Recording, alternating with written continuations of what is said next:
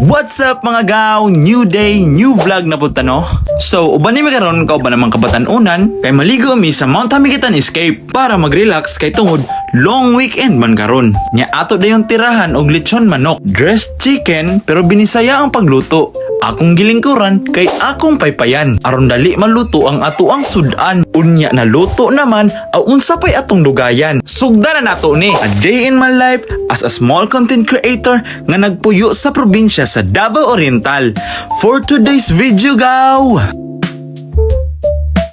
ug karon mga gaw, maglitsyon ta kay mga ligo mi og swimming pool. Kauban ang walay lain kundi ang Team Tagnok ug uban pa nako nga mga friends. Pero bago ta moabot diha syempre mag-prepare sa ta. Aron na atay balunon para inigabot didto aw largo man iudto.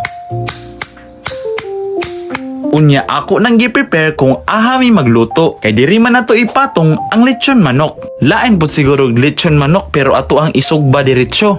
Pwede ra gud unta pero dili na to siya matawag og lechon manok. Sinugbang manok. Pero amo ang cravings kay lechon manok man nya gusto namo kami ang magluto. Nya naluto naman aw tan-aw ra gud ninyo og nagkadimao ba ni among trabaho. Kay amo ara baya ning gisundog sa TikTok pero sa ako ang tan-aw murag okay naman ni. Okay na guro ni kay murag brown naman kayo ang panit sa manok. Syempre kay daghan man mi aw lutuan pa natog isa ka putahe. Pansit among giluto kay mao man ni paborito sa akong mga friends. Nya sila na lang pud akong gipaluto kay aron naapod sila gamit. Joke lang na ha. Sila bitaw akong gipaluto kay hard man sila nang abutang.